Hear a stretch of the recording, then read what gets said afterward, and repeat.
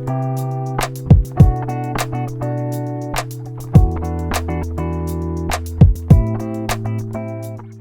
guys, Courtney here with Smitty's Fly Box. We are here to do our December beginner box for 2020. It's a mini Christmas bugger is what it is, just a mini woolly bugger is all we're tying for this box, but it's a really effective color combination and pattern, and just to show you how to tie a woolly bugger on a smaller scale as well. So first here what we're going to do is tie in a two-toned maribou tail. So we're going to start with our brown color first. You can do this in any combination that you want, though you could do the olive first.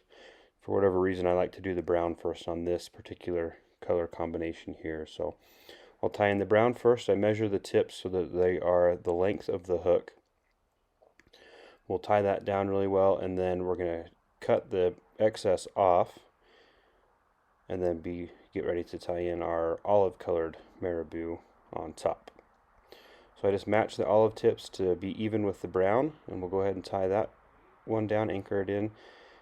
I usually, on my bigger woolly buggers, I'll usually wrap the maribou all the way up to my bead, but with this one I don't want to build a lot of bulk in the body, so I trim it at the back end, and I don't typically have any issues with having like a cliff or a ledge of material at the back, so it doesn't seem to hinder that at all.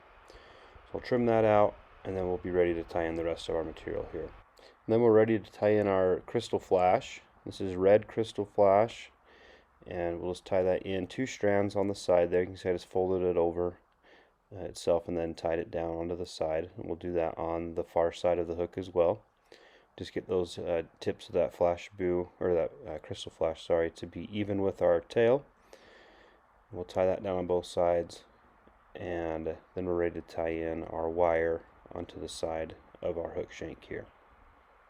So this is just black small or extra small wire, just kind of more so to protect the hackle than anything else. Doesn't really add a lot of weight to it.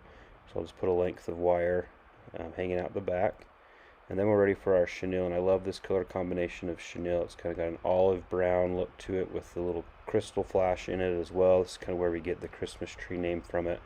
Kind of looks like a Christmas tree all decorated with lights. So this fly works really well stillwater fishing. We did really good on Henry's Lake with it this summer. We did really well with it. So good combination of colors here. I think just adds a lot of flash. So just as you wrap this up, we're just going to wrap that right up against the bead. Just one wrap right in front of the next. Then we'll anchor that down with our thread.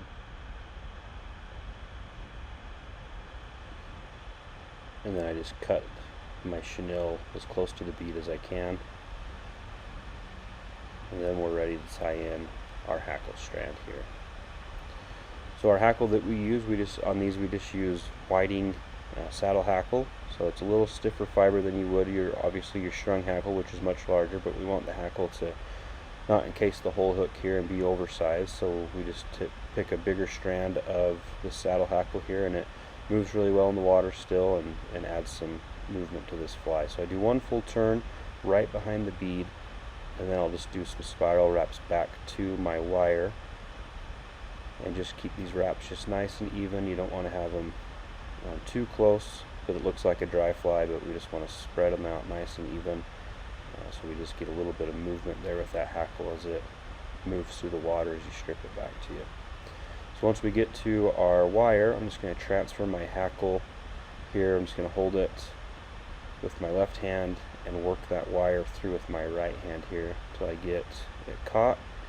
And now I'll just weave this wire through the hackle barbs and make my way up here. I just want to make sure I'm not trapping any hackle barbs down. So I just make my way up here towards the bead, get up right behind the bead, and I'll just drop my bobbin up and over with my left hand, and then tie that down with some good tight wraps to make sure it's secure. You could add a drop of glue there if you needed to. Make sure you trim out your wire, and always make sure you trim out your feather after that. And then I just fold everything back, just try to get everything laying backwards, and then I'll just create a nice little collar here,